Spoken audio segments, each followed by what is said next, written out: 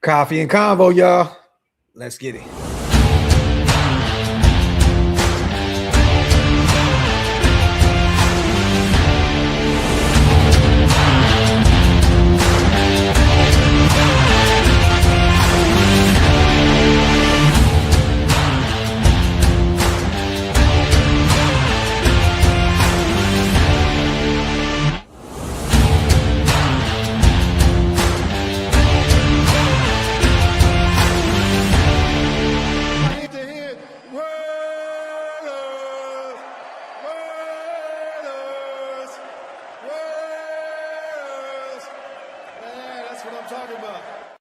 Yo, salute to everybody already here in the building, man. You guys know what time it is. We are back. Welcome to the latest installment of Coffee and Convo. I am your host, Graphk Raider, man. Salute to the greatest chat in YouTube history. As always, make sure you guys wipe them feet. Also, man, that means get those likes up if you're new around here, all right? Wipe them feet before you walk into somebody's home. And also hit that subscribe button if you guys are not subscribed yet. A lot to talk about today. Hey, man, yesterday was fun. Got a chance to watch a competitive ball game. I mean, that's all we can ask for at this point, right? Especially against the number one defense, man. To see the O go out there and light it up low key. It was fun to watch. Salute the Green Dot Gang. Just Zen, baby. Nada. Frank. All my people here in the building. If you guys want to become Green Dot Gang, like my brother Cane Town Raider, hit the link. It's pinned up top. We're going to have some fun today, you guys. Once again, this isn't your traditional Hangover Monday. Honestly, it's not. Usually we would show back up and we would just talk a whole lot of shit. Like, here we go again, right? Got blasted, put up a goose egg. No, this is the total opposite. Yesterday was actually really fun covering that game, doing the play-by-play with my brother Hammer. I was excited. Defense showed up. They were playing lights out. CJ Stroud just could not get it going. That offense couldn't get it going. Porter, Stokes both look really good out there on the boundary at the cornerback positions. Max is Max. He's always all over the place.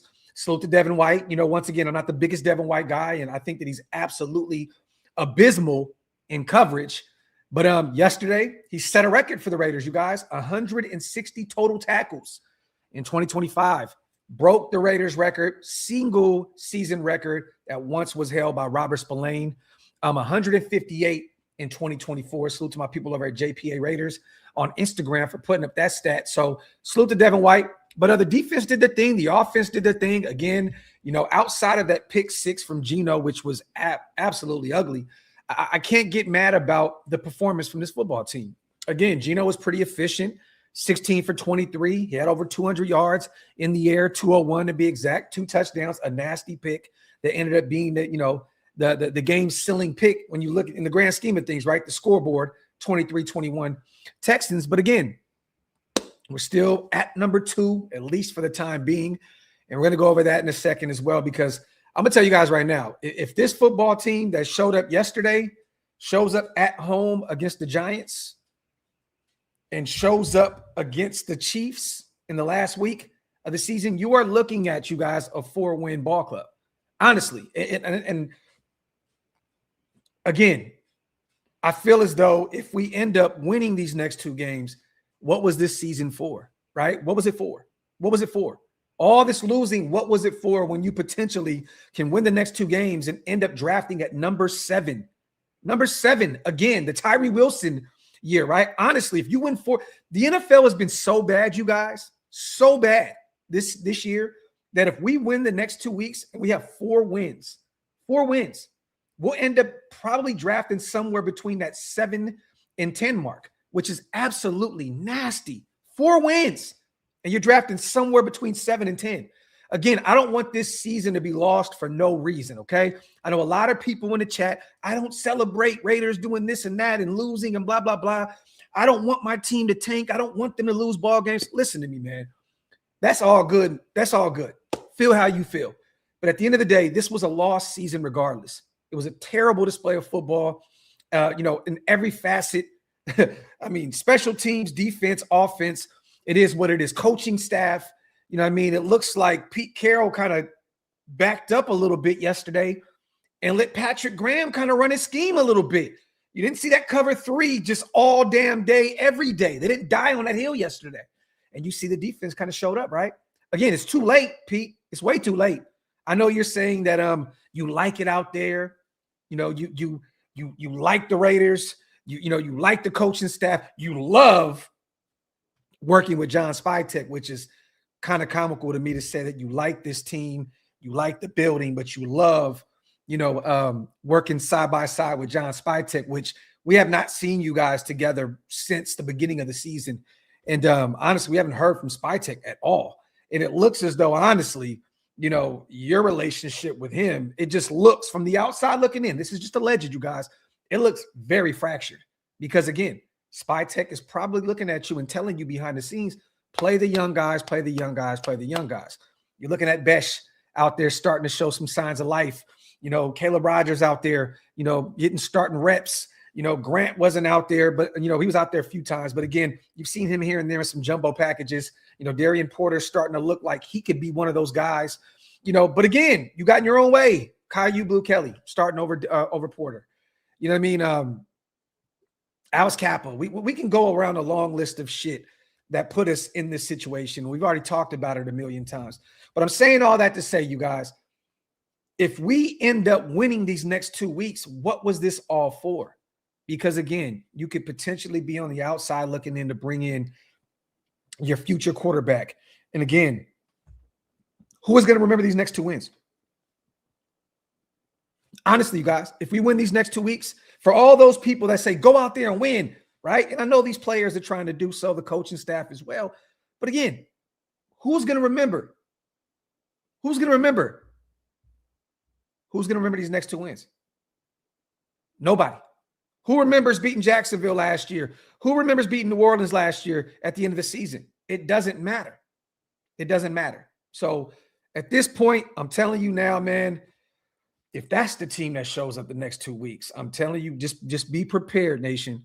Be prepared. Things can get real, real spunky in the offseason, and this fan base is going to be very, very, very upset if we end up somewhere in that 7 and 10 range in this draft class. Because, again, Dante Moore still has not declared yet. We don't know what he is trying to do. He should come out because I think he's a surefire top 3 pick in this draft class. And, again, a lot of those teams need a quarterback, us, the Jets. You know what I mean? We don't know what the Saints are doing at this point. It sounds as though and it looks as though they like Tyler Shuck. But the Cleveland Browns, you just never know what they're doing with Shador, Dylan Gabriel, Deshaun Watson, who will be back next year. The Miami Dolphins are right there. In the thick of things, there's a ton of Arizona is a team that scares me. I think that they will definitely, if they surpass us and jump us, they're going to go get a quarterback. So again, what are we doing here? What are we doing here? Respectfully, the fans don't win the games. It doesn't matter what they want. This is facts. But Ryan, this is what this platform is for the fans, for us to speak, for our voices to be heard. At the end of the day, I've never said that these guys are going to go out there and try to lose ball games. They're not. But there are some things that this coaching staff and this GM could do moving forward to possibly prevent winning the next 2 games in order to secure your future at the quarterback position. Look, I am a firm believer that, and you guys may think I'm tweaking, and I just tweeted this out right now. I think the perfect move going forward these next 2 weeks, put Cam Miller in. Put Cam Miller in. Get him up off the practice squad. I know you have Pickett. We already seen what he can do. Aiden can definitely come in and derail, the draft for us. Geno, bitch him. Look, this is good for both parties here, you guys. If the last game that you seen Geno going into the offseason, say we cut him, right, which is going to happen. The last time you seen Geno, he threw for over 200 yards. He had 2 touchdowns, and he was pretty efficient. Again, I think he was like 16 for 24. So, hey, it's not going to happen, but I would love it. Put in Cam Miller, and see what he can do. But again, they're not going to do that because Pete Carroll is fighting for his coaching life right now. And, Gino would love to go out there and derail the quarterback party for us because you already know his relationship with the fan base. And it's clear that he wants out. We want him out. So again, but I think it would benefit both parties. Put Cam Miller in, potentially lose the next 2 games. Geno Smith leaves on a high note, playing against the number 1 defense. And yeah, man, it is what it is. So, hey, 300, you don't got to be here, brother. You don't have to be here. So, look, the trigger finger's itching, man. I can definitely light you up here in a second, but I'm going to let you talk your shit. But it's going to be interesting to see how these next 2 weeks unfold. Both home games. We are no longer on the road, you guys. But great game yesterday in Houston. Great game. It was good to see Geno, outside of that pick 6, look probably the best that he's looked since New England. That was honestly, to me, the best all-around game, all-around performance since week 1 against the New England Patriots. So salute to the Raiders. We're going to give a ton of game balls away today, you guys. A ton of them. So I had some fun watching that game yesterday. We're going to go over a bunch of stuff again here in the comment section. Salute to Daniel. He says, you sounded like, oh, yeah, well, I'm not going to read that, but you already know what it is, man. You already know what it is. Again, people have their feelings about how this thing should look. So I'm going to let everybody talk. Yesterday I kind of went a little crazy during the watch party. I'm going to bring it down a notch today because, once again, we had some fun watching this football team yesterday. So look, I'm in a good mood. Now, if the Modfather's in the building and they want to let off a shot, I can't control what they do. So that's all I'm going to say. So I'm going to put my gun on safety, sit it on the table, and yeah, hey, you guys do as you see fit.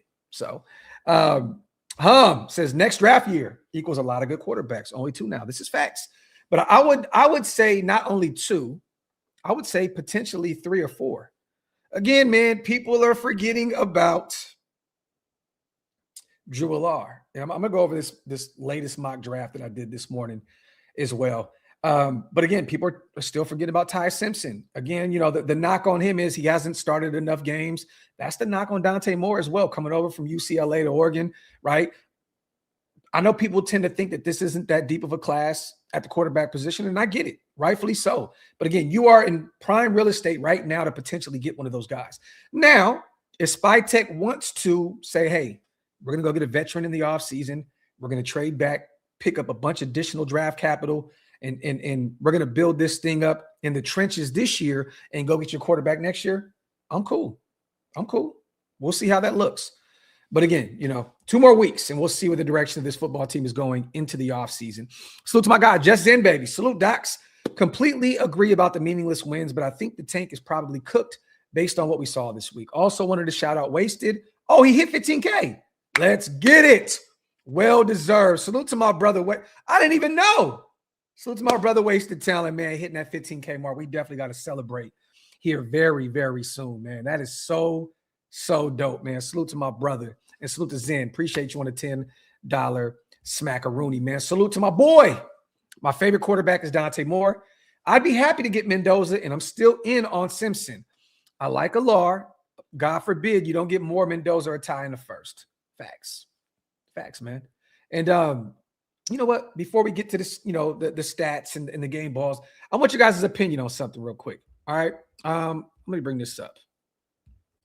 Mind you, this is a dream scenario, you guys, okay? This is a dream scenario. So don't think for once that I think that, this can happen, because some of these players are not going to be where they are when I drafted them. But the board was there. I took what was available on the board, okay? So I need you guys to understand. Some people are going to say, oh, he wouldn't have been there, or he wouldn't have been there. Listen, I took what the board gave me, okay? So let's do this. I'm going to put my latest mock draft up, and I want you guys to, tell me what you think about this, okay? So we were at 2, and once again, things can change here very soon, all right? I traded back with Cleveland, okay? Picked up 2 extra draft picks. Cleveland jumped us to 2. They went and got Fernando Mendoza, okay? Now, this is if Dante Moore declares. If he declares, once again, we're waiting. There, all signs were pointing to him possibly returning to Oregon. And now, with the way he played against James Madison, and we'll see the way the playoffs, play out. But again, he is number one on a ton of people's boards going into the draft. So he may miss out. I don't think he would want to go into college next year again, even with all the NIL money, and potentially get injured. It's a deep quarterback class next year, you guys. So where does Dante Moore fit, with all those other quarterbacks? I'm just saying, maybe you might want to come out this year and take advantage of your stock right now. But I moved back one. I got Dante Moore at 3. Okay. So I understand he's only 20 years old. He's going to go through his bumps and bruises. He may not be all the way ready yet, but I think that he could be the future at the QB spot for us. We went and got the tackle Caleb right there at 28. Again, we traded back with Cleveland and got an anchor at the tackle position, the young kid out of Utah. All right. Peter Woods, somehow, some way, was still available at 33. I know, and you guys can look what I said, what I put up there. I don't believe Woods, Jacob, or Fields, Malachi Fields, will be available at some of these spots, but he fell. And again, we've seen this year in and year out. Some other positions, there's like runs at the wide receiver position. There's runs at the offensive line position, runs at the quarterback position. And some of these players drop. It's not a shocker that Peter Woods would be available right there at the top of the second. I'm just saying. But could you imagine? That's 3 starters, 3 potential future studs for you with Moore, Caleb, and Peter Woods, the young defensive tackle out of Clemson. We went and got my guy Davison, the 6'2" corner out of Ohio State at 66. We also got an edge rusher opposite of Max Crosby at 69. Again, this was another draft pick that we got in from the trade with the Cleveland Browns. They moved up one spot. We got our Mason Thomas, a guy that is 6'2". He's gonna need some development, you guys. But again, I think that he could be really, really special, another year or so down the line. This could be a great sparring partner opposite of Max Crosby. Then we got my guy Branch. This is a guy that you're going to see his name a lot, you guys, out of Georgia in these mock drafts. This is one of the guys that I feel is very, very much so a necessity in this draft class, because you're not going to have to use a first or second round draft pick on him. I think he will be available there in the 3rd, possibly the 4th, unless some team just really takes a flyer on him early, which I don't think will happen. But again, a Vegas guy, Bishop Gorman High School. The story writes itself. Branch. We've had a great Branch in the silver and black years ago. And I'm not talking about Tyvon Branch, you guys. So this would be a great pickup right there. Nicholas Singleton, the running back out of Penn State. This dude is a speedster. You pick up, that dual threat guy in Nicholas Singleton, and then you can have your 1-2 punch with him and Jeanty. I love it because, again, a lot of these great football teams have that double dose at the running back position. I think it's time for us to do so. It's crystal clear. Raheem Mostert is probably on his way out of the league. He's getting up there in age. We don't know what Dylan is at this point. They're just kind of using him as a special teams, guy at this point, special teams demon. I don't know what the next regime thinks. Will they think that he can be the guy? Who's to say? But I would love to bring in Singleton out of Penn State. Would be phenomenal. Jacob Rodriguez, again, you guys, I don't think he's going to be available here at 135. But in all these mock drafts, he's always available right here. You just never truly know. This is a deep linebacker class. But if you can get Jacob Rodriguez at 135, you potentially have a starter for years to come right there at the second level of your defense. Then I went and got Jelani McDonald, the safety out of Texas. Like the kid, this is Hammer's guy. A guy that'll probably start off in special teams and, try to work his way into a rotational piece at the safety position. But I'm cool with that. Then I double dipped. Drew Allard was right there at 179. He is still available. Apparently, you guys, his rehab has been great. He is up to speed right now. It looks as though he'll have a full recovery from that injury that he sustained at Penn State. So if he's available at 179, I cannot pass on the 6'5", 6'6" prototype build quarterback right there. I think Tom Brady is going to say, you know what, pull the trigger regardless if you have Dante Moore at 3. And then, got Trey, the guard out of Texas A&M. You're kind of taking a flyer on a guard right there, hoping that you could develop him. And then I don't know how my guy, Malachi Fields, is available at 216, but this would be great. You got Branch, you got Fields, you add them to Dante and Besh and Tucker, and this could be honestly a really, really fun young wide receiving core to watch develop and kind of blossom right in front of our eyes. So this would be crazy if you could trade back one spot, pick up 2 extra picks. Again, I don't believe that some of these guys will be available here, but I'm taking what the board is giving me, you guys. It's easy. It can be easy, right, to go on here and say, well, he's not going to be there, so I'm not going to take him. No, I'm going to take the best players available in my eyes, regardless if they're not going to be there or not. So it just is what it is. But this would be an absolute haul. I mean, dude, if this draft class somehow, some way ended up like this, you have a ton of starters. We literally, if it looks somewhat like this, man, look, we are off to the races. That rebuild is already rebuilding. I would love it. Starter and Dante Moore, starter and Caleb, the tackle out of Utah, starter and Peter Woods right there in the middle of that defensive line. Davison will be the 6'2" corner opposite of, whether it's Stokes bringing him back in free agency or Porter, which I think it will be Porter. Great pickup. R. Mason Thomas can be a starter for you, down the line. Again, Branch will be a speedster that can special teams guy and also give you some real live bullets at the wide receiver position. This right here would be special. Singleton to be your clear-cut running back 2. Jacob Rodriguez can be that guy, at the linebacker position. I think it'd be fun. Tyree, why do you keep saying turn my volume up, bro? Like, my volume is all the way up. I don't know what you're saying.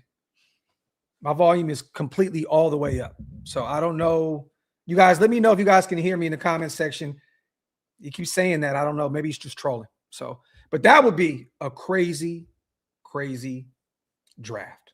So we'll see. Once again, there's a few things that need to happen here. I'm waiting to see if Dante Moore declares, because honestly, you guys, even if we find a way to win one of these next 2 games or win the next 2 games and Dante Moore declares, there's still a possibility there at 7, 8, 9, 10, wherever we are in that top 10, and we could possibly still go get a Ty Simpson, Fernando, well, not a Fernando Mendoza, but maybe we can trade up. I don't know what it is. We shall see. But there's a few teams lurking behind us, pause if necessary. The Jets are right there. The Arizona Cardinals are right there. There's a few teams sitting behind us just waiting to see us go out here and fuck up these next 2 weeks in terms of draft picks. So let me read these supers real quick, you guys. Once again, salute to everybody here in the building. As always, get those likes up and hit that subscribe button if you guys are not subscribed yet. Salute to my guy 96. I honestly think we should draft O-line and get that fixed first. If we get a quarterback and not fix our O-line, it's going to be another long season. Man, they looked better yesterday. I know, Geno got sacked 3 times, but again, the O-line really looked a lot better yesterday. One thing you have to do, 9-6, is just get you a new offensive line coach. That instantly improves this unit going into next year. There's some interesting names, the Braden Smiths of the world, the Elijah Tuckers in the world in free agency that you could potentially take a look at. Tyler Linderbaum, I loved watching him play last night. I know they lost, but Linderbaum is an interesting guy. If you can get him and pay him, make him the highest paid center in football in free agency, we're already on to something. All you need, watching yesterday, you guys, all you need is a middle of the pack O-line for Ashton Jeanty to do his thing. If you can get a middle of the pack O-line, I'm talking about somewhere in that 15 to 17 range, Jeanty can go for 2,000 yards next season. I'm talking about all purpose, all purpose, easily with the middle of the pack O-line. Think about this, you guys. Right now, we have the worst O-line in football. The worst O-line in football, clear cut, okay? Jeanty has 224 carries right now. He's 13th in carries in the NFL. He has 828 rushing yards right now, tied for 19th in the league with the worst O-line in football. 5 touchdowns in the run game, 5 touchdowns in the passing game. He's averaging 3.7 a clip. He just eclipsed over 1,000 yards all purpose, and he can really get to 1,000 yards if he can get 172 yards in the next 2 weeks, which is very much so possible against the Giants and the Kansas City Chiefs. If he can have a game like he did yesterday and really go crazy these next 2 weeks, honestly, what does he need he would have to get probably around 85 yards each game on the ground. 85, 90 yards on the ground. I'm not great at math, you guys, so bear with me. But it's very much so a possibility that he can still find a way to 1,000 yards on the ground. He already has over 1,000 all-purpose behind the worst O-line in football and one of the worst quarterback situations in the NFL. So Ashton Jeanty is a complete baller, man. He is a complete baller. For those who are calling him a bust, I see you. I remember. I hope everybody out there remembers, everybody calling this kid a bust, because he is a phenomenal football player. And he's going to be great for us for years to come. There was a reason we took him at 6. And yesterday reminded us why we did that. The Chicago Bears game reminded us why we did that. All you need is the O-line just to play better and just open up a few lanes, and Jeanty will take care of the rest. And yesterday he had a massive game on the ground and in the passing game, and boom, you're looking at potentially a generational running back, coming into his own, So again, I remember everybody saying this shit, and I just love to say I told you so, because I'm telling you now, when you fire Brendan Carroll, you get a better O-line coach in that building next year. You just get a more serviceable O-line. We're going to watch Ashton Jeanty completely go crazy next year, and it opens up things for Brock. It opens up things for Jack Besh and whoever's going to be here, next season through free agency or in the draft. I'm excited for things to come with Ashton Jeanty. That man had a phenomenal game yesterday. Salute to Marky Mark. I can't keep watching if they win any of these last games. It's crazy to think that someone isn't stepping in and saying, sit all the starters. I might have to step away for a year or two. Insanity. Salute to my guy, Marky Mark, on the $10 special. Again, this is why you don't hire a 74-year-old head coach. Simple and plain. Spytek and Brady need to jump in and say, hey, put all the young guys out there. And mind you, Marky Mark, they are getting more looks now. They are getting, and honestly, Marky Mark, which is kind of crazy, we might be better off losing playing our veterans. Do you guys find it a coincidence that Tommy Eichenberg is getting more reps? Porter's getting more reps. Caleb Rogers is getting more reps. I mean, Charles Grant's been out there a few times, but these young guys are starting to get looks, and we're looking more better. We're looking better. Last night we looked good. And a lot of those young guys went out there and showed why they were drafted where they were drafted. Ashton Jeanty, 24 carries, 128 yards and a touchdown on the ground. He averaged 5.3 a clip on the ground. He had a long of 51. Look in the passing game, 1 reception, 60 yards. He was only targeted twice, and he had a touchdown in the passing game. Imagine if they targeted him even more. They did, and that second target was nasty, you guys. That was the pick 6 that Geno threw, which Jeanty had no chance at getting that football. Derek Stingley jumped it, pick 6, off to the races. That was pretty much what won that game for the Texans. But you're looking at Jack Besh, targeted 3 times, 2 catches, 43 yards, averaged 21.5 a clip. Brock, year 2 guy, 5 for 33 and a touchdown. Wasn't your usual Brock Bowers performance, but again, he got a TD. That's all you can ask for, right? But you're starting to see a lot of these younger guys out there getting some looks, and that's all that we can ask for.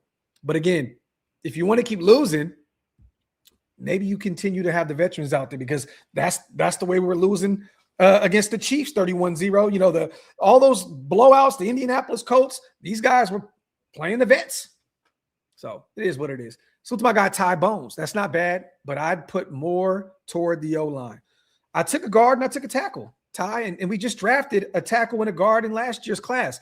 The thing is, you can't just go out there and get a million O-linemen. That's not how this works. You can only keep so many on the roster. If you get 2 in a draft and you go get 2 in free agency or 1 in free agency, that's 3 new offensive linemen that you could add to this unit, and you still don't know what you have with Charles Grant yet, and you still don't know what you have with Caleb, once he hits his stride. So you can't go into this draft class, Ty, my brother, I love you, but you can't go into this draft and expect to go in there and get 10 offensive linemen. That's not how this works. We have so many holes on this roster at every level of the defense, every spot on the offense. You can't do it like that. So, it is what it is. J-Ro, Graphk, could you see one of the top quarterbacks in this year's draft taking a Shador-like drop? Drew Allar. J-Ro, that's the only guy because of the injury. And again, there may be a team that potentially reaches for him, second, third round. I can see it because what he has, you can't teach. But it'd probably be Drew Allar. I don't see Ty Simpson falling to the 5th round like Shador. I think Drew Allar is the only guy. I mean, think about this. Last year, he was a surefire first round pick.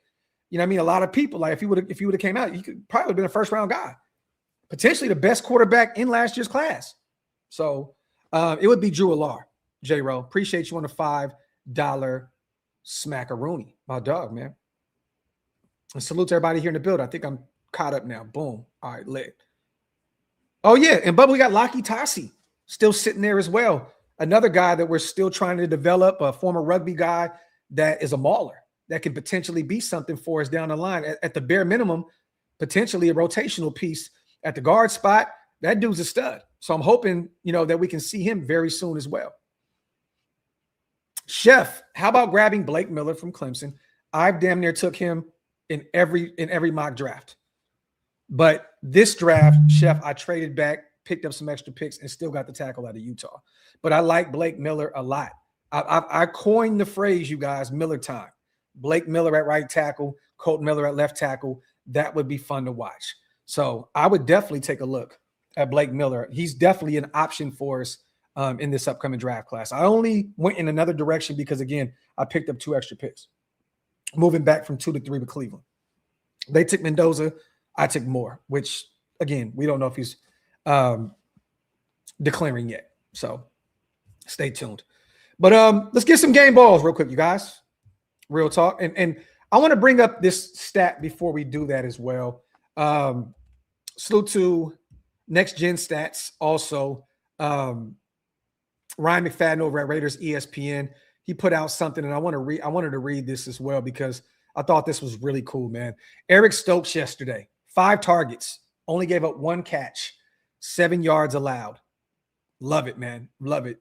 Stroud struggled to throw the ball all day yesterday, you guys. They only had 187 passing yards. But it's great to see that Stokes, is healthy, and he's been able to look the way he's looked all season long. I know a lot of people say a lot of that comes from, opposing quarterbacks picking on Caillou Blue on the opposite side or trying to get to Porter and just staying away from Stokes. Stokes has had a great season. I think he only missed 1 game this year, 1 or 2 games, I believe. So don't quote me on that. But he would be I would be okay with bringing Stokes back in free agency. And I think the number, his market value is like somewhere around $7.5 million per.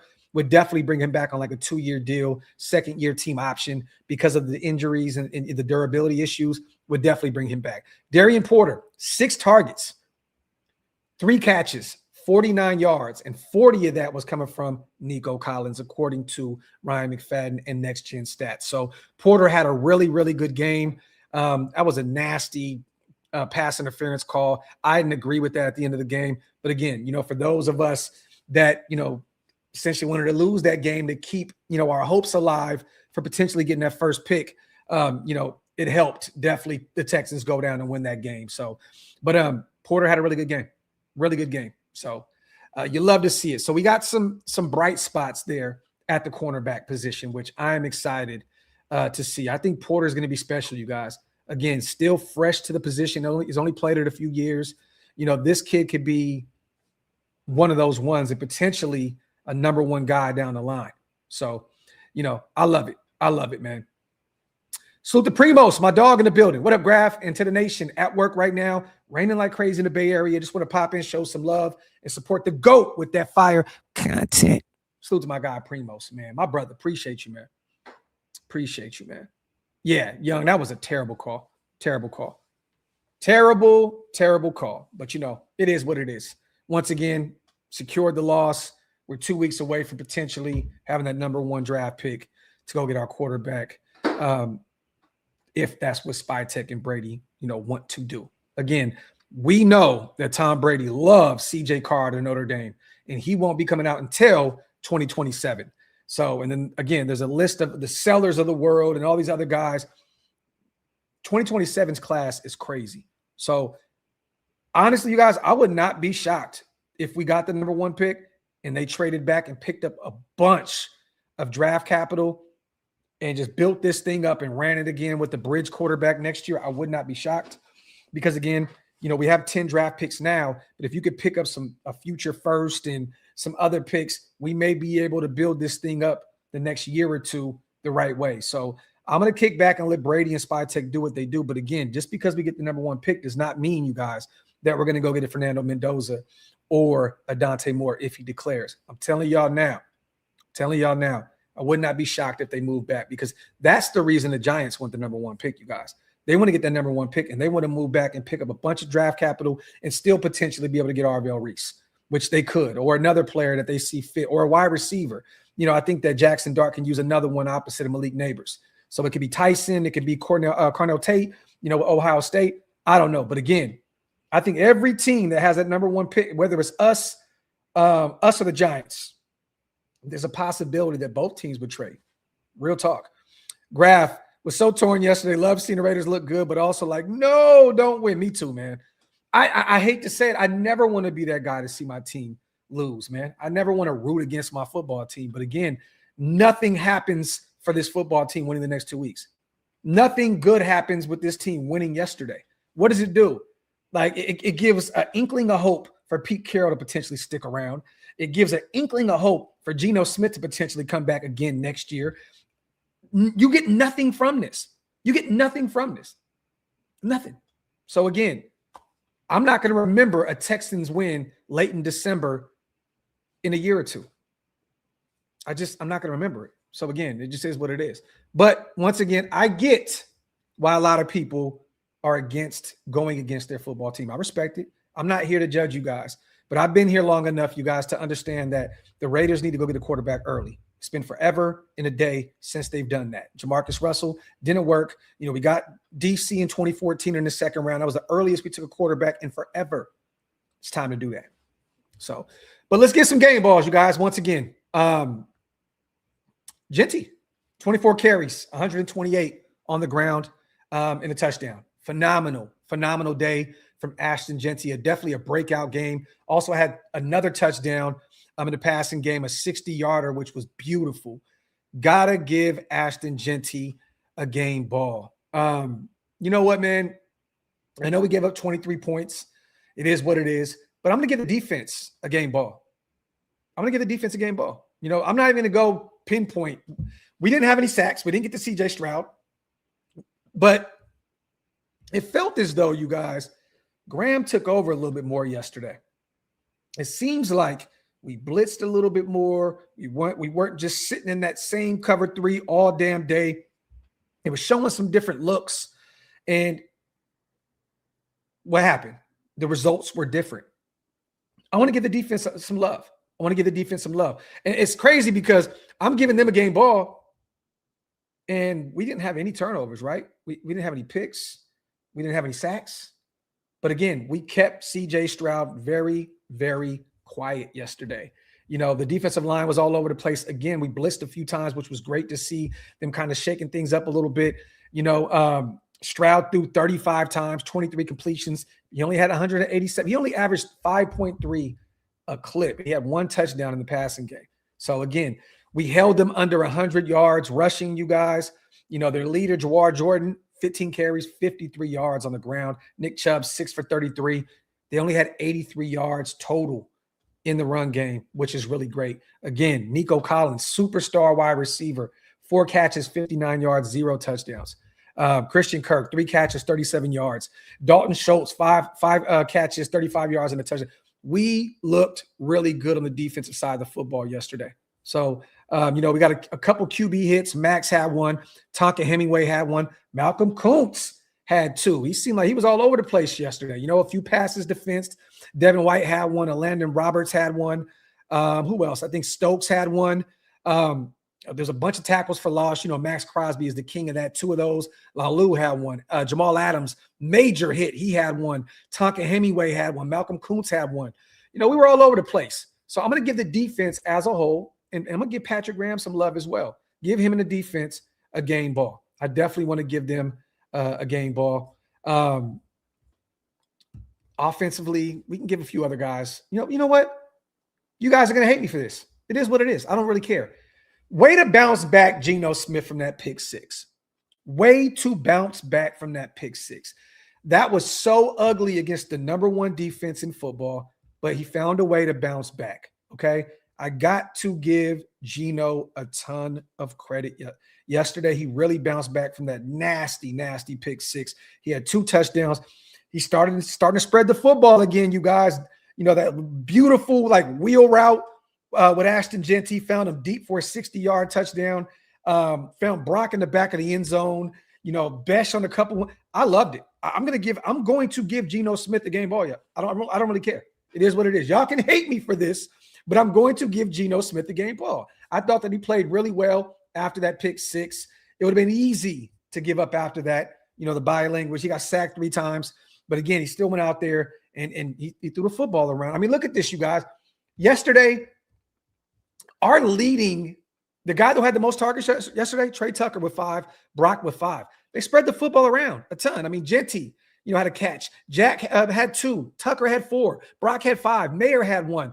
Lockett had 1. You know, Raheem Mostert had 1 for 3. Alex Bachman had 1 for 3. Spread the football around a little bit, man. Look, I'm not mad about this. Look, you guys, this is a very bad football team, and we got to take, you know, some of the good with all of the bad. And I thought that yesterday, no, Pig, that was a wheel route. Wasn't it a wheel route? Didn't he come around the side? I thought that was a wheel route. We're going to have to take a look at that play. I thought that was a wheel route. He wasn't lined up on the outside. I did not see him lined up on the outside. Nah, you got me mad now, man. Salute the pigs. I got to look at this because there's no way. I could have swore that was a wheel route. Let me see. I seen the play on Twitter. I'm going to bring this back up. Let me see. While I look for this, you guys, wipe them feet, man. Hit them thumbs up. If you guys are not subscribed yet, what are y'all waiting on? Make sure you hit that subscribe button. Let me see. Yeah, that was a wheel route. He was not lined up on the outside. Was he?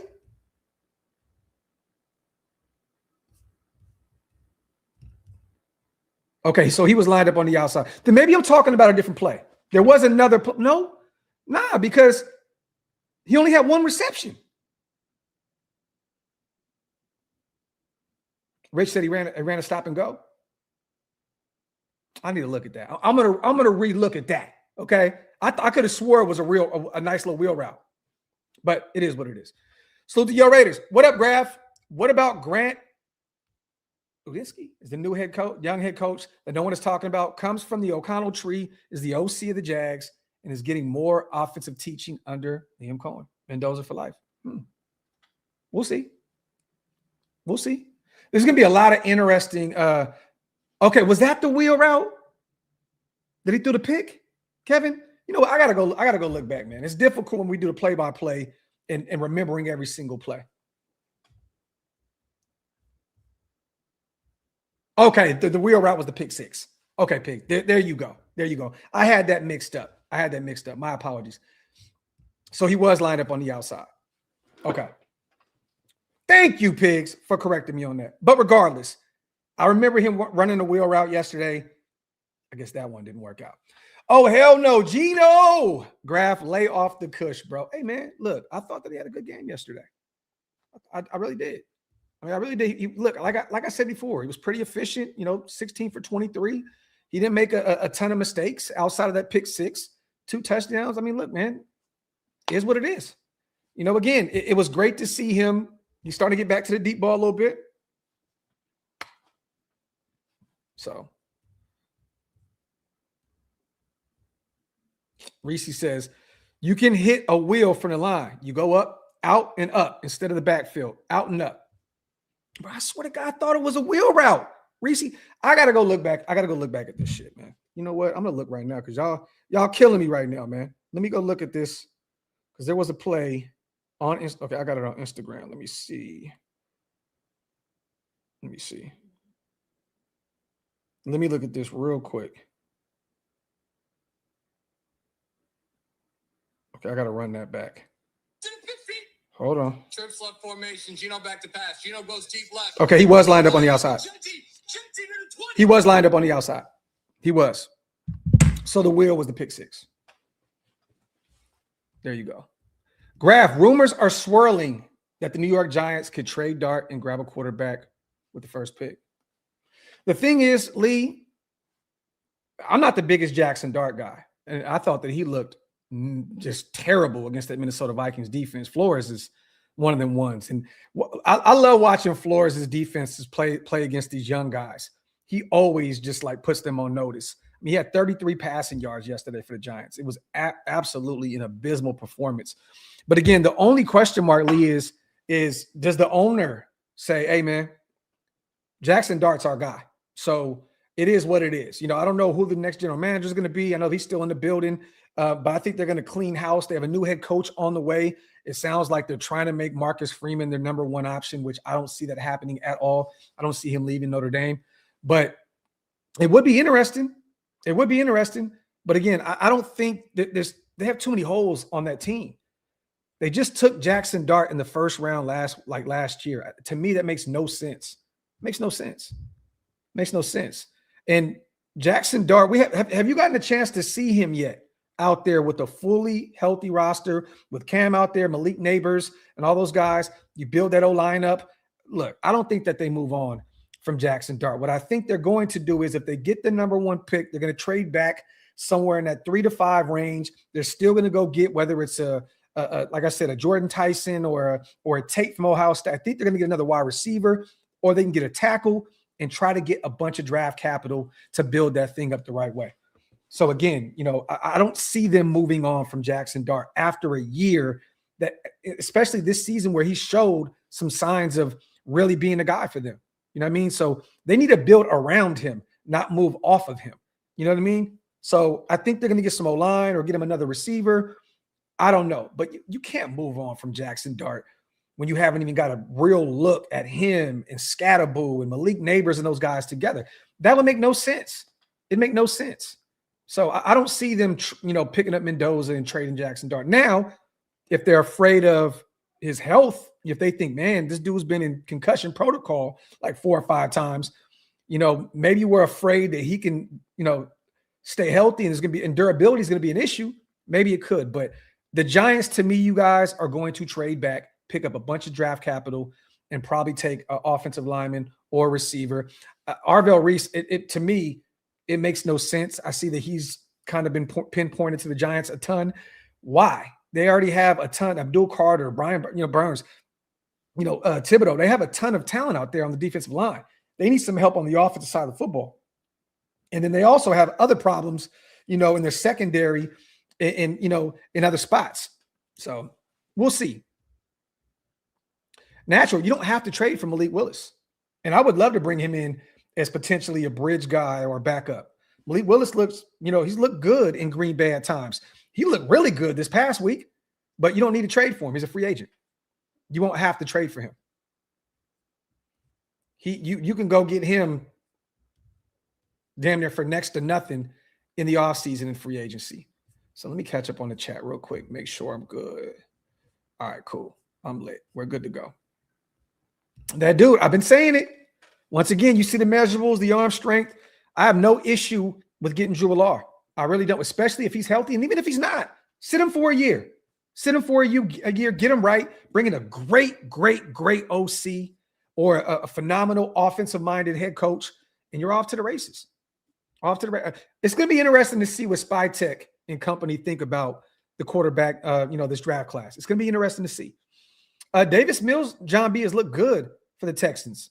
Some would say the offense looks a lot better with him and a lot more dynamic with Davis Mills out there than C.J. Stroud. He looked good when Stroud was out with the concussion. So, but again, if you're going to bring in a backup, I would love to bring in Malik Willis. I think he can be a stud. I think his arm is very underrated. And, you already know what he can do with his legs.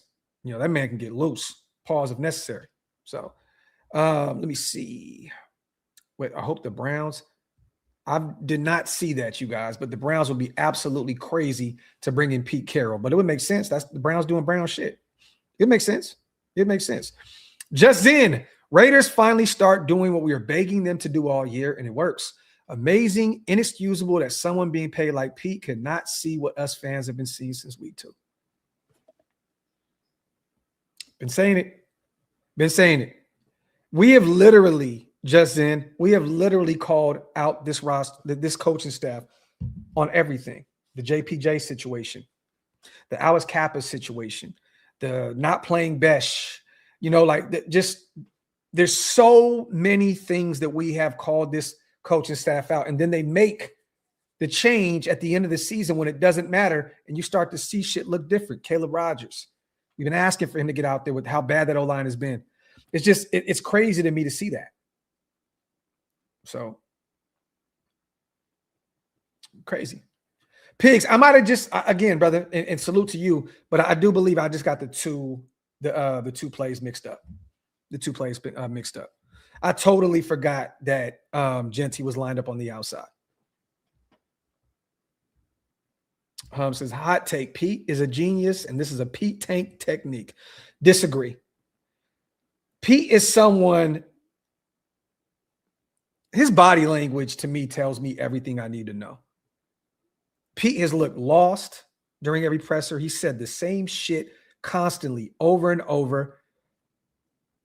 And you don't bring a 74-year-old head coach in to rebuild your franchise. It makes no sense. Like, how does that make any sense? If we had a 35, 36-year-old head coach, 40-year-old head coach, and we're doing this, it makes sense. You don't bring a 74-year-old head coach in to tank for a year. It doesn't make any sense. And he's, I can't believe that we're here. What did he say yesterday at the presser? He said, I mean, it'd be great if we had another 5 or 6 wins. Where were those? Oh, he said, I was just joking. Okay. But I'm just saying, where were those? Where were those 5 or 6 wins that you're talking about? Jacksonville, potentially, Chicago, and maybe that Denver 10-7 special. So that's 3 wins. So you got 5 wins. What other game was in reach for us to win? Maybe one of those Chargers games? I don't know. But I don't think that there was 5 more games or 6 more games that were even close to winning this year. I just think that he's getting up there in age. And I think that he's very delusional at this point. I don't think that he really understands what is going on out there in Las Vegas. Truly, I just don't believe it. I think that Spytek and Brady know. And I think that they're kind of just allowing Pete Carroll to go out there and do their job for them. You know, there's a reason Spytek's been quiet. There's a reason that Brady's been quiet. Hey, man, let Pete go out there and shit the bed this year, and we'll go find our quarterback, and we'll build this thing up the right way. Again, for those who are saying that Spytek is a terrible GM based off of the results that Pete Carroll had this year and this organization had this year, I don't want to put it all on Pete. You can put some of it on Spytek as well. But understand this. This man was very, very calculated. Very calculated. He did not go out and overspend in a really, really bad free agency class. He didn't go out there and overpay. He held on to his money. This is a very, very intriguing free agency period coming up in 2026. We're at the top of the food chain in terms of salary cap. And then the following season, I believe we even have more.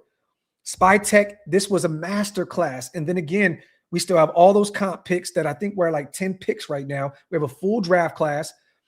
This was, I'm telling y'all now, Spytek knew what he was doing. When we missed out on Ben Johnson, who to me right now is probably, if not the best head coach in football, second or third, this dude is having a phenomenal rookie season as a head coach. He is working wonders in Chicago with what he has out there. So, man, look, I'm okay with Brady getting more involved in the offseason, and I'm okay with giving Spytek the reins to build this thing the way he sees fit. It is what it is. Salute to my guy, Qua. Salute, Soldier. Every mock I've seen the Giants take linebacker from OSU. Dante is on the rise. Yeah, I see every mock too, Qua, and I see a lot of talk about that. To me, it doesn't make any sense because they already have, Brian Burns and Abdul Carter, which I don't know if they're going to move off from him. He's been struggling. I think he only has like 3.5 sacks his rookie season, and he's been benched a few times, I believe, and there's been some troubles with him, in the classroom and all that other stuff, right? But again, that's not necessarily a need for them. They have Thibodeau.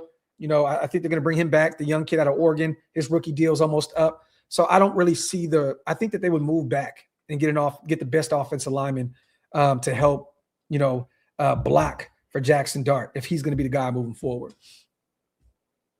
So, but we'll see. Salute to my guy, Qua, man. Appreciate you on the $5 special. Yeah, man. Rich and Liam Cohen has looked great. He's looked great. Once again, you guys, think about what we're watching this year. We watched the Jags turn this thing around as one of the worst football teams, in the league last year. He has Trevor Lawrence looking phenomenal. Look at Chicago, one of the worst teams in football last year. Ben Johnson has that team looking phenomenal. Look at the Patriots right now, one of the best teams in football. I watched Vrabel, go out there and beat Baltimore in Baltimore last night. One of the worst teams in football, 4-13, same record as us last year. Again, all three of those teams have their quarterback. But think about this. A lot of people were already giving up on Caleb Williams. A lot of people were giving up on Trevor Lawrence. A lot of people were saying Drake May is not going to be the guy in New England. And they're all playing at a high level this year. Coaching means everything, you guys. Coaching means everything. That has been a problem with this Raiders franchise for a long time, is not being able to locate the right head coach. Simple and plain. Ben Johnson comes in, turns that thing around with Caleb Williams immediately. Now they have this innovative offense where he's unlocking everything that Caleb Williams looked like at USC. It's happening now at the NFL level. Trevor Lawrence was once a generational talent coming out of Clemson. Up to this point, he's looked mid. I've seen Raider fans say, we don't want no fucking Trevor Lawrence. I've seen a bunch of us say, I don't want Trevor Lawrence. Why would we trade for him? Shit, this version of Trevor Lawrence, I would definitely take him right now. So again, coaching means everything. Salute to my guy. I'm nervous about these next two games. I think we all are, Josh.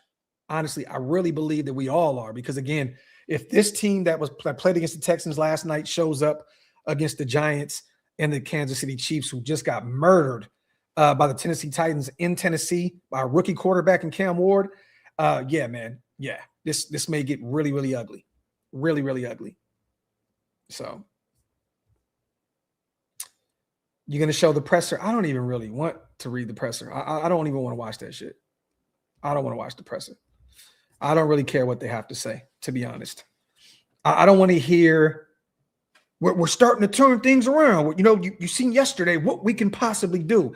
Pete is going to say something along those lines, you guys, to try and sell to Spytech and company. Just yesterday, he said he loves to play or loves to work with John Spytech, which is absolutely hilarious. It's just comedy because you haven't heard him mention him in forever. But I don't want to hear him say, yesterday you seen the possibilities of what we can do and, what Gino can do and when the O-line is performing, and boo, boo, boo, and what Ashton. I don't want to hear that shit. I don't want to hear it.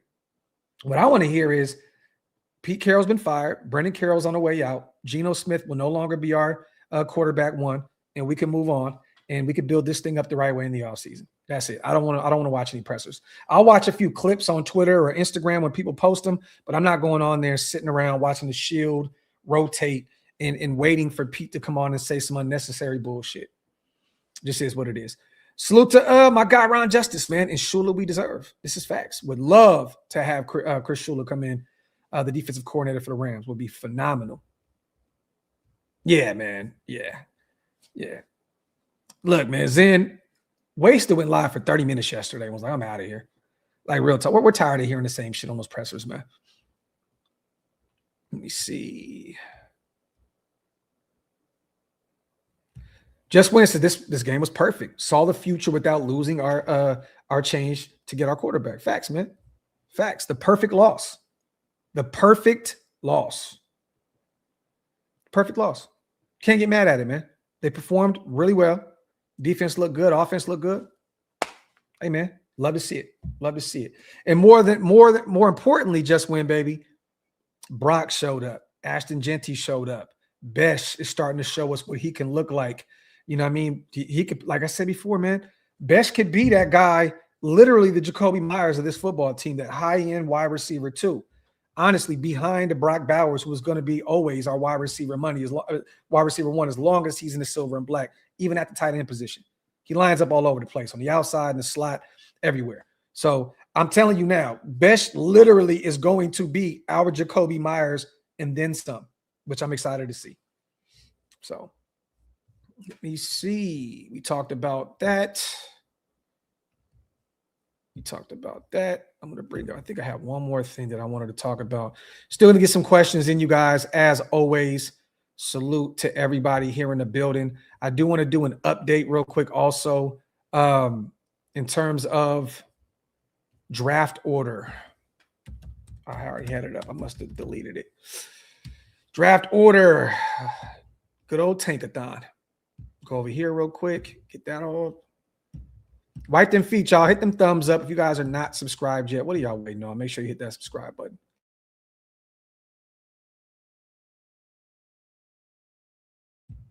Oh, hold on. Why is it not showing? Okay, this is weird. Hold on real quick, y'all. Stop screen. All right, share screen. Boom. There we go. Updated order. Giants 2-13, Raiders 2-13. Neck and neck right there. We face each other this upcoming Sunday. They should flex this game. I'm seeing a lot of people say, flex this game to Sunday Night Football. Put it on in the bright lights. Monday Night Football, Allegiant Stadium, the battle of mid for Fernando Mendoza or Dante Moore. I'm telling y'all now, this game should be flexed. Put it on Sunday Night Football. We're going to watch it. This would be fun to watch. But again, the only two teams with 2 wins, the Raiders and Giants. But again, you guys, there's a few teams behind us that are very, very, it's very scary to see because all three teams behind us are trying to locate a quarterback. Potentially Cleveland. They have Shador, Dylan Gabriel, they have Deshaun Watson. But the Jets need a quarterback. They need a quarterback. And they have all the draft power in the world to move up with the Giants. Literally, their roommates out there in New Jersey. Okay? So the Arizona Cardinals, 3-12. They're moving on from Kyler Murray. They are moving on from Kyler Murray. He is gone. Jacoby Brissett, gone. So look, man, 1 game behind us with 2 games remaining. They need a quarterback. The Jets, Arizona, 2 teams I'm very much so worried about. And once again, I don't know about Cleveland, but with all that guaranteed money with Deshaun Watson, if he's healthy and good to go, they probably roll him out next year and have Shador and Dylan Gabriel be his backups, which makes a ton of sense. If he can come in and Watson could be, even close to what he used to be with the Texans, they may be on to something. So Cleveland's still a name to watch for the quarterback position potentially, but keep an eye on the Jets in Arizona, 2 very much so. I'm afraid of those teams to move up ahead of us. I would be very much so afraid. Tennessee, Cam Ward. I think he's the first rookie quarterback they've had ever or however long to have over 2,800 passing yards. So, again, he's been struggling once again with that really, really bad offense. But they think they found their guy. Now, will the next regime that come in think that he's a guy to be determined? But Tennessee, for right now, has their guy of the future in Cam Ward. Washington, Jaden Daniels, that's their guy. New Orleans, they're, 3 games behind? We don't have to worry about New Orleans anymore, but Tyler Shuck is probably their guy. And then again, Joe Burrow is Cincinnati. Miami 6-9. They're way too far behind to worry about. But again, they could probably potentially package up some draft picks and try and move up as well. But the 2 teams that scare the absolute shit out of me are the New York Jets with 2 first-round picks this year and 3 next year. And then the Arizona Cardinals, who are losing a ton of ball games as well and moving on from their quarterback. It's going to be kind of scary. So, but yeah, man, 2 more games. Giants, Chiefs, and look at the Chiefs sitting at 12. Who would have thought, you guys? 6-9, sitting at 12. And they could potentially be 6-11 after these next 2 weeks. They have the Broncos Christmas Day, I believe. Broncos are going to beat the hell out of them. And then they have us, and we're playing a third-string quarterback at Allegiant Stadium the last week of the season, which is scary as shit, especially with that team getting blown out in Tennessee. So, but here's your updated NFL draft order for the 2026 NFL draft. We control our own destiny, you guys. If we lose these next 2 games, we are clear-cut the number 1 team, and then we'll have our pick of the litter, whether it's Mendoza, Dante Moore if he declares, or even trade back and pick up a bunch of extra draft capital. So we shall see where we are in the next 2 weeks. So stay tuned for that.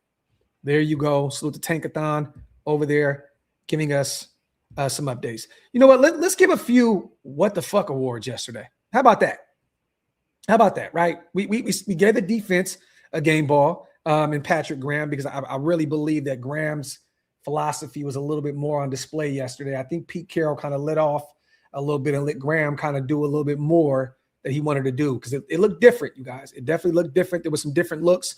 And I don't know if you got a chance to watch the Texans head coach's media session, but he even said it. He was like, man, they gave us some different looks. They blitzed a little bit, and so on and so forth. It looked totally different than what it has looked like in recent memory. So the defense gets a game ball. Jeanty gets a game ball. I gave one to Gino as well. After that pick 6, I thought he performed well. But what the fuck? I'm gonna give away a few. Okay, I'm gonna give away a few. I know people don't want to hear this. Daniel Carlson looked like, or not Carlson, AJ Cole looked like shit yesterday. I didn't think that AJ Cole looked good yesterday. I think that he was the only one that got the memo in terms of the tank awards. I think he was the only one that was like, yo, what are y'all doing? What are y'all doing? Pump the brakes here, Grasshopper. I'm gonna go ahead and give them some extra field to work with because y'all are over here trying to fuck up the tank. Okay. AJ Cole is usually our best player at all times on that football field. He had 293 yards punting yesterday. He averaged 41.9 a clip, 3 of them inside the 20. He had a long of 52, but there was some questionable kicks yesterday from our guy, AJ Cole. So I want to say this. I felt like he was the only guy yesterday that kind of was like, man, what are y'all doing? What are y'all doing? What are y'all doing? So, yeah, man. But I love AJ Cole. Once again, I'm not here to beat up on Cole. I think he's the best punter in football by a large margin. Maybe that's just the Raider in me. You know what I mean? But yesterday, he didn't play that well. He really didn't. Inside of a dome, nonetheless, where there's no wind, no nothing. So, natural. I don't think that Darian Porter didn't play bad at all yesterday. He only gave up like 40-something yards in coverage yesterday. And 40, once again, came from, the number one, Nico Collins. Now, if you want to say the PI, I guess, which I thought was a terrible call in the first place, you know what I mean? But I didn't think that Porter had a bad game by any means. Salute to my guy, S. Dot in the building. If it was a deep quarterback draft from the 3rd QB on down, we would totally clean up in the draft just by trading for the Jets' top 2 picks and our first pick. PG looked like he was let free again to coach. That's that. Okay, so I'm not the only one who's seen that yesterday. Facts. The defense looked totally different yesterday. Agreed, my brother. Agreed. Salute to my guy, S. Dot. As always, appreciate you on a $10 smackaroon. OG. Couldn't have said it better myself, brother. I love that. If Porter had been playing more over the season in those instances, he'd already be a lot better. Facts. And again, Pete just kept deciding to go to Caillou, which, at times he's leading us in picks. He has 4 on the season. He's officially out for the year with that injury, right? But again, I just don't understand how you sit Darian Porter like that all year long, and then you wait until the last minute to actually really put him out there to get some real live reps. It's nasty. The Nation Zone, that'd be crazy. But again, it probably improved the football team. Could you imagine the Nation Zone if they fired Pete and his son right before the next game, and then the Raiders went out there and played lights out the next 2 weeks? If it's going to continue to look like this, just let them go out there and continue to play.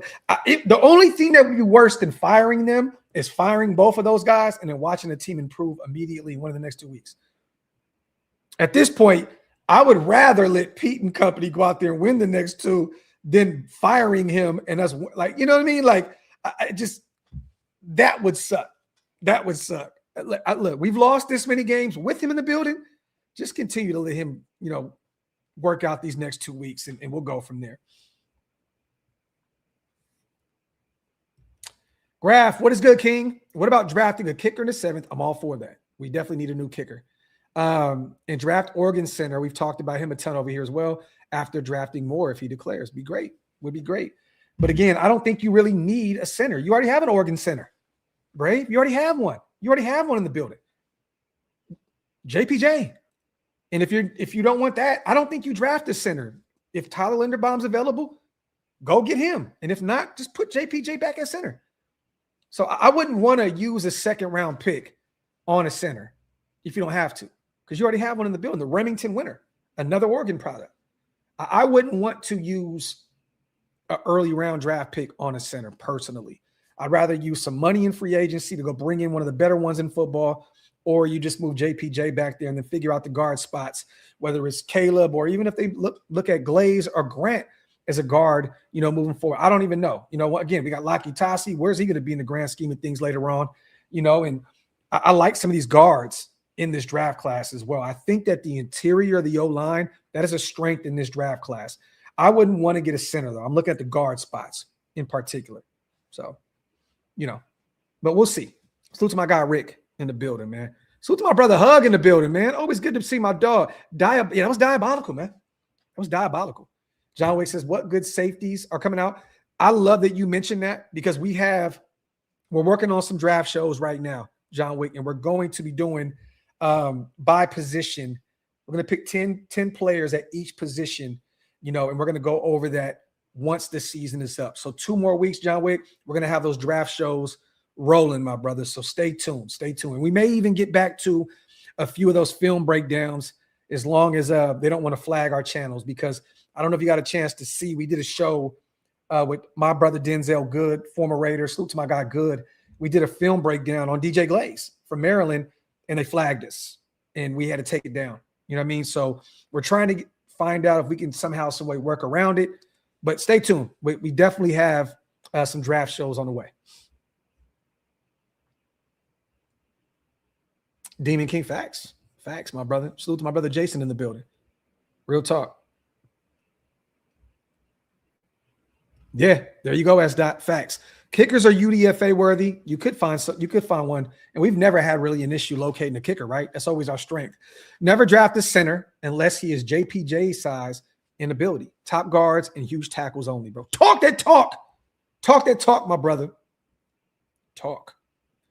Lucky, man. Again, maybe their plan is to just develop him behind the scenes. Maybe they've seen enough of him in preseason and thought he's not ready to go yet. I know that they really like the kid, but again, maybe he won't be ready to go. Maybe he's not ready to go yet, and maybe they don't want. This happens year in and year out. Like these young guys get thrown into the fire. Mentally, they're checked out, and their careers go downhill. So maybe they still see something in Cam Miller. We shall see.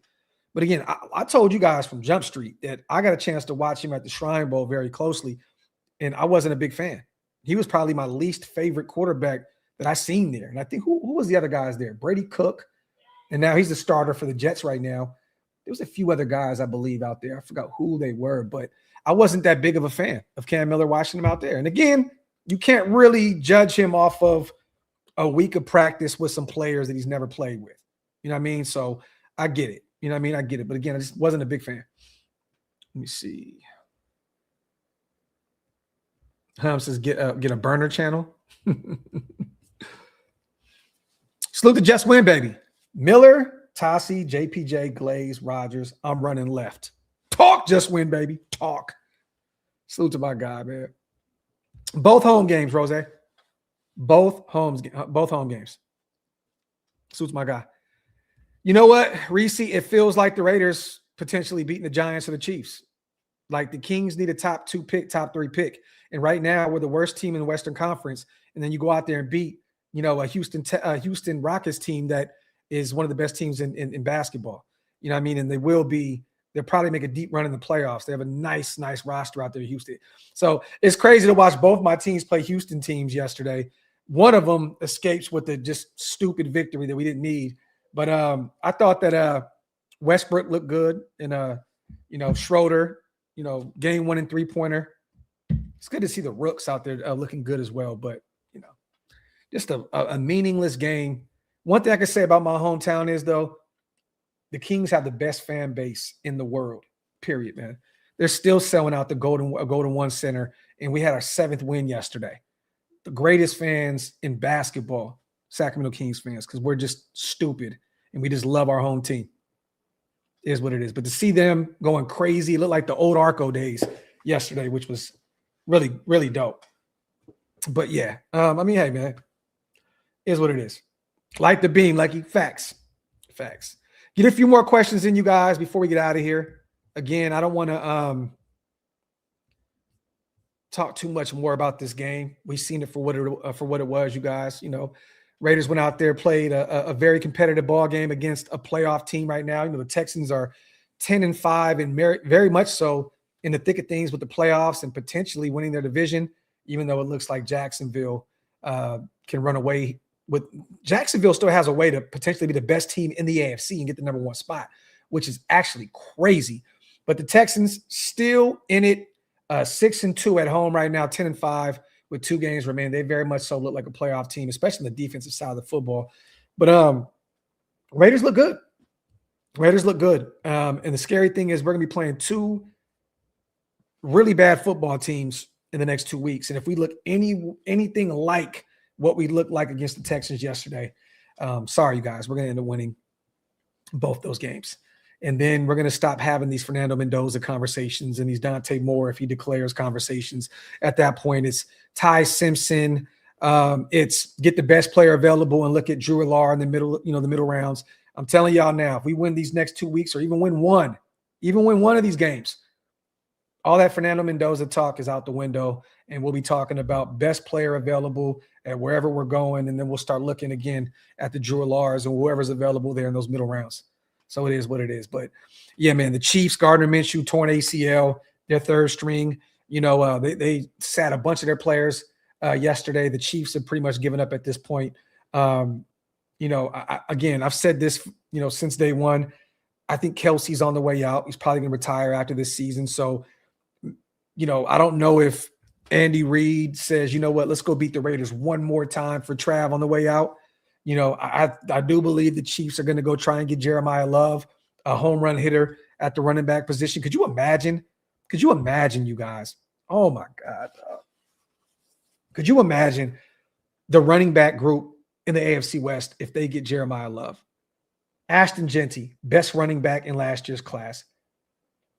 Jeremiah Love, the best running back in this year's class by far. You got RJ Harvey, who's a stud with the Denver Broncos. Then you have a Marion Hampton, who was my 1A, 1B with Ashton Jeanty with the Chargers. Oh, my God, bro. Like, the AFC West are going to have a ton of phenomenal running backs, like young guys on rookie deals. Crazy, man. Crazy. It could be absolutely bonkers, the run games moving forward, the AFC West, if they find a way to get Jeremiah Love. Oh, my God, man. John Bailey, this is the thing, right? It'd be fun to watch, Jeremiah Love, and I'm a Notre Dame guy, so I would have no issue. But, Ashton Jeanty showed yesterday why you don't need another running back. He's the guy. Now, if you want to wait until the middle rounds and potentially get, Jadarian Price, the number 2 guy out of Notre Dame, who to me is the second best running back in this class, and you want to have him sit behind Ashton Jeanty, be that 1-2 punch, I'm here for it. Or like my draft that I put up, Singleton, the young kid out of Penn State. I think Singleton's a stud. So, S-Dot, did you see the mock draft that I put up? I literally just drafted him in the mock. I think he would be great. 6 foot. Doesn't he wear like a 4.3? 4.3 40, I believe. This dude's fast as shit. Like fast as hell, man. Nick Singleton could be a dog. That 1-2 punch with, oh my God, that'd be a fun running back group. That can be potentially, what Detroit has out there with Montgomery and Gibbs. That can be one of those pairings if you can get a Nick Singleton and an Ashton Jeanty together. That'd be crazy. That'd be crazy. That's that. I'm gonna show you one more time before we get out of here real quick. Let me bring my Twitter up. Once again, this is me just dreaming here with this mock draft for those who are showing up late to the show. Once again, I know some of these guys will not be available there, S-Dot, but I want your take on this mock draft, okay? So I traded back 1 spot, okay? 1 spot with Cleveland. They got Fernando Mendoza. I got Dante Moore. Then we went and got the big stud tackle out of Utah, Caleb at 28, because I got 2 extra draft picks from Cleveland for them to jump us 1 spot. Still got Dante Moore, okay? Peter Woods was available at 33. Could you imagine? The defensive tackle out of Clemson. Davison, one of my favorite corners in this class, the 6'2 stud out of Ohio State. And then you get R. Mason Thomas, the edge rusher right there out of Oklahoma.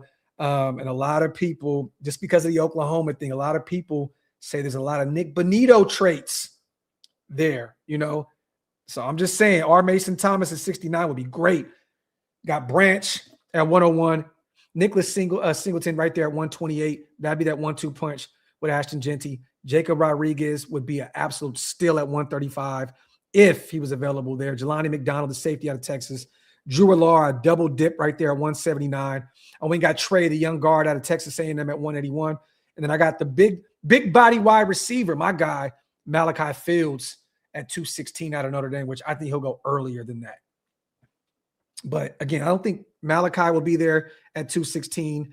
I don't think that Jacob Rodriguez will potentially be there at 135, but who's to say? Branch could potentially be gone by 101, but he was there on the board. And R. Mason Thomas is an interesting guy there at 69. He can go even earlier than that as well. And then Peter Wood's another guy that probably won't be there at 33, but we've seen weirder things happen in the draft. So, yeah, interesting draft right there. But other than that, you guys, as always, appreciate you guys. This is not Hangover Monday. This is, what did my guys say? Moral Victory Monday. Moral Victory Monday today. So I'm not upset about the way this team performed yesterday. We lost, but we went out there, we fought, and the young guys went out there and showed that they belong in the NFL. Ashton Jeanty is not a bust, you guys. I don't want to hear that anymore. Over 1,000 yards all purpose. He's cleared that. And he has a chance to get over a 1K on the ground the next 2 weeks. He needs about 172, I believe, the next 2 weeks, which can very much so happen if he breaks free for a couple, home run runs. So I'm just saying here, Jeanty can still find a way to get over 1,000 the next 2 weeks playing against the Chiefs and the Giants, two teams who look like they've pretty much given up at this point. So, I would love to see Jeanty still get over 1,000 on the ground. That'd be really, really cool to see. So, Desert Raider says not big on any QB coming out of Oregon. I mean, Bo Nix has his team in the playoffs. Justin Herbert has his team in the playoffs. I mean, some of the guys that have coming out recently, Desert Raider, have looked pretty good. And I'm not here to say that Mariota is great at this point in his career. He was actually really never great, truly. Had a couple good years with the Titans, but, he's went out there and fought, hard for that Washington Commanders football team. So I'm not here to shit on Oregon quarterbacks. I don't really like that narrative. I really don't. Now, we can do the USC thing, right? Outside of Caleb Williams, and a few other guys, the Carson Palmers of the world. But, there was some really, really bad quarterbacks that came out of USC. But I'm not buying that narrative with the quarterbacks coming out of Oregon. Again, Dante Moore has looked really good. 4 touchdowns against James Madison. He did throw 2 picks. He does look like a dual threat guy. He'd rather not use his legs, but he can use his legs if need be. I like Dante Moore. He looks like a leader to me. And he can make every single throw and some tight window throws. Like I've seen him throw some footballs in some tight windows where I'm like, man, this kid can be a stud. Honestly, if the right OC can get around Dante Moore at the next level, it could be a fun watch moving forward for the Raiders if he declares. So I'm not buying that narrative. But we'll be live again, you guys, a bunch this week. Stay tuned. Thank you guys so much for pulling up to the latest edition of Coffee and Convo. Make sure you guys get those likes up, wipe them feet. Also, hit that subscribe button. Salute to the 738 people still strong in the building, whether you're on Twitter or YouTube. We appreciate you guys so much. And on the way out, Dante Moore is the best player Dan Lanning has ever coached at Oregon. Talk, D, talk. Salute to my guy on the 5-hour special and the most goated default picture in the world. For those who have no idea what that picture is, you guys had a terrible, terrible childhood, okay? Terrible childhood. Remember Timberlands, Dodger hat, and honey, okay? That's all you need to know. Timberlands, Dodger hat, and honey. If you weren't there, you had a terrible childhood. Terrible childhood. Terrible. That bitch cooked that man twice in a row. Made him tap. Made him tap. Real ones know. Real ones know. D Rich. Goated default picture, man. Goated. I might go get me some Timberlands in LA Dodgers hat for Christmas because of this default picture. Love to see it. So to my guy Reese, man, thanks for the show. So to David, man, Merry Christmas to you as well, my brother. Again, you guys, we'll be back before Christmas. We'll do one more show. I'm going to put together a Graphk and Wasted and Graphk show. Again, I'm waiting on Stu, you guys, to do this 2006 versus 2025 Raiders football team. So stay tuned for that. Again, I'm still working on it. It's, Stu wants to make sure he has his notes and everything in order before we put that show together. And then again, me and Hammer will be live for the Raiders-Giants game, which could be one of the greatest live streams ever or one of the worst live streams ever, depending on who wins that football game. So stay tuned. Other than that, man, salute to my brother Wasted. Congratulations on 15K. That is so dope, my brother. It has been great to watch you, build up your brand and do your thing in these YouTube streets. You are one of the GOATs. Salute to you. 15K is a major number, man, a major accomplishment. Salute to my brother and salute to everybody who helped build my brother's platform over there, Raider Nation Unlimited. Without you guys, that is not possible. So appreciate you guys as always. Other than that, man, love. Appreciate you. See you soon.